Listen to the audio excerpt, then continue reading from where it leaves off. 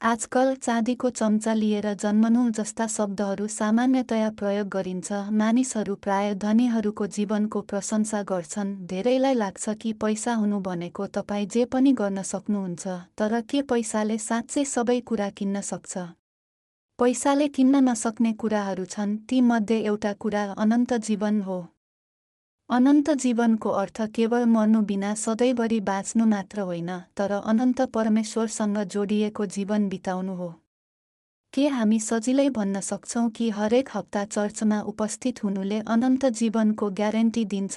यसलाई आजको only the बाइबलको एपिसोडमा हेरौँ। यूहन्ना 6:53-55। त्यसैले येशूले तिनीहरूलाई भन्नुभयो, साँच्चै म तिमीहरूलाई भन्दछु, जबसम्म तिमीहरूले मानिसको पुत्रको मासु खाँदैनौ र उसको रगत पिउँदैनौ, तिमीहरू आफैमा जीवन हुँदैन। जसले मेरो मासु खान्छ र मेरो रगत पिउँछ उसको अनन्त जीवन हुन्छ र म उसलाई अन्तिम दिनमा जीवित पार्नेछु, किनकि मेरो मासु साँचो खाना हो र मेरो रगत साँचो पेय हो।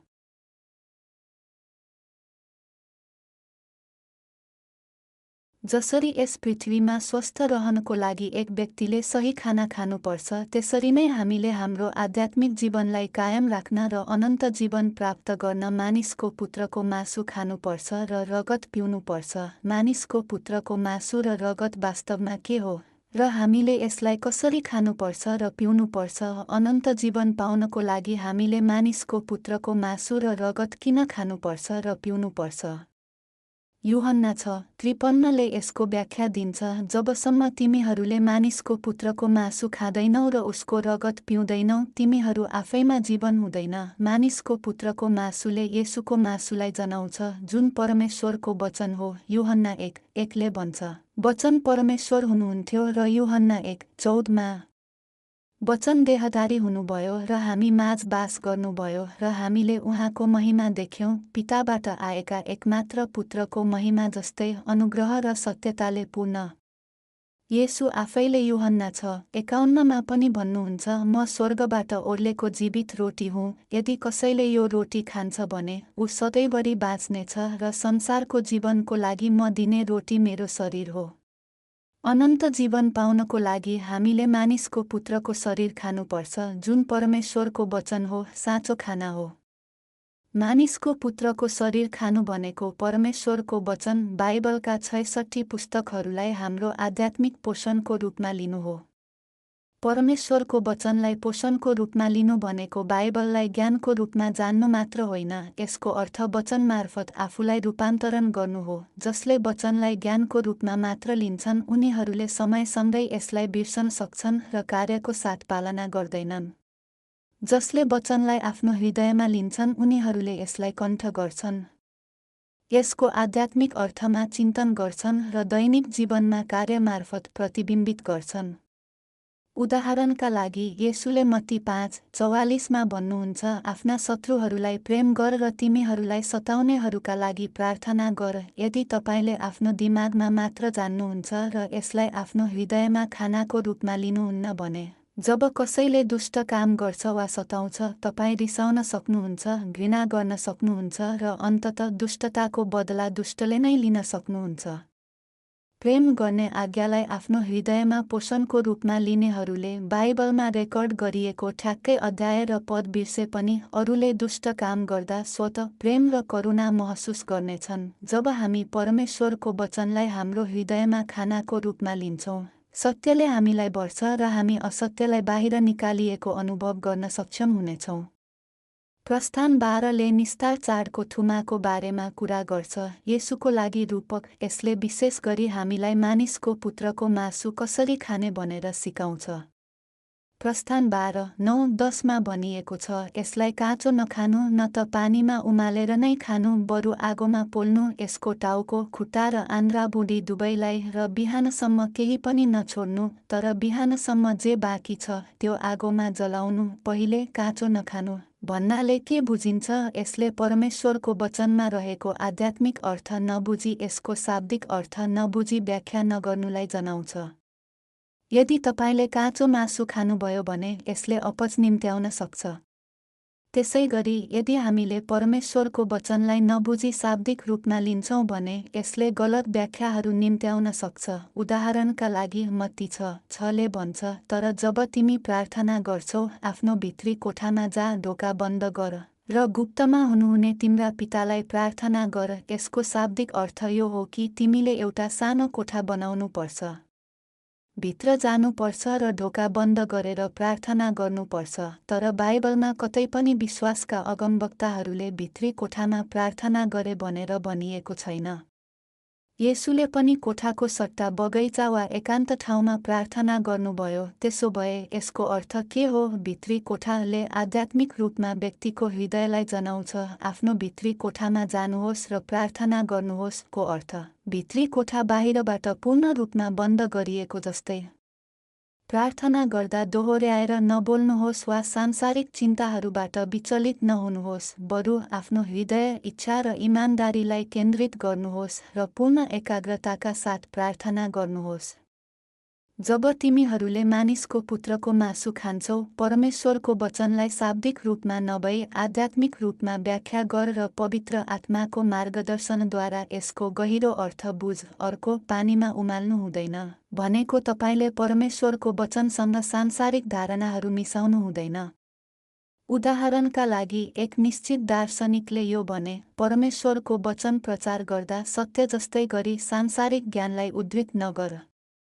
मानव विचार र ज्ञान अत्यन्तै सीमित छन्। दर्शन जतिसुकै उत्कृष्ट भए पनि यो पूर्ण हुँदैन। 1 कोरिन्थी 1:25ले भन्छ कि परमेश्वरको वचन कुनै पनि सांसारिक ज्ञानभन्दा उच्च छ र एकमात्र सत्य हो, र किनकि यो अनन्त रूपमा अपरिवर्तनीय छ, संसारबाट केही पनि यसमा थप्नु हुँदैन। तिमीले यसको टाउको, खुट्टा र आन्द्रा भुँडी आगोमा पोल्नुपर्छ भन्नाले बाइबलका 66 पुस्तकहरूमा रेकर्ड गरिएका सबै शब्दहरूलाई आफ्नो आध्यात्मिक पोषणको रूपमा लिनुलाई जनाउँछ।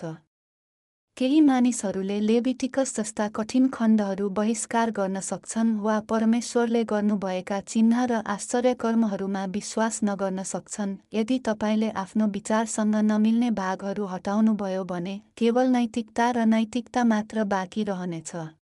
मानिसहरूले पालना गर्न गाह्रो हुने कठिन आज्ञाहरूलाई बेवास्ता गर्छन्, र तिनीहरूले परमेश्वरको वचन जतिसुकै पढे पनि तिनीहरू विश्वासमा बढ्न वा अनन्त जीवन प्राप्त गर्न सक्दैनन्। व्यक्तिगत प्राथमिकताको आधारमा परमेश्वरको वचन चयन गर्नु हुँदैन। यसलाई विश्वास गर्नुपर्छ र सबै कुरामा आध्यात्मिक पोषणको रूपमा लिनुपर्छ। त्यसैले परमेश्वरले थुमालाई पूर्ण रूपमा आगोमा पोल्न आज्ञा दिनुभयो। आगोले पवित्र आत्माको आगोलाई जनाउँछ। यसले पवित्र आत्माको निर्देशनमा परमेश्वरको वचनलाई आध्यात्मिक पोषणको रूपमा बुझ्ने र लिने कुरालाई जनाउँछ। 2 पत्रुस 3:16ले देखाउँछ कि यदि तपाईले पवित्र आत्माको प्रेरणामा परमेश्वरको वचनको व्याख्या गर्नु भएन भने तपाई सत्यबाट तर्केर मृत्युको बाटोमा हिँड्न सक्नुहुन्छ। बिहानसम्म त्यसबाट केही पनि नछोड र बिहानसम्म जे बाँकी छ त्यो आगोले जलाउनु भन्नाले के बुझिन्छ? हामी बाँचिरहेको संसार शत्रु शैतान र शैतानको शक्तिमा रहेको अँध्यारो संसार हो। आध्यात्मिक रूपमा यो रात हो, तर प्रभु जो साँचो ज्योति हुनुहुन्छ फर्कनुहुँदा यो आध्यात्मिक रूपमा बिहान हुनेछ। जब प्रभु फर्कनुहुन्छ हाम्रो हृदयलाई खेती गर्ने र रूपान्तरण गर्ने अब कुनै अवसर हुने छैन।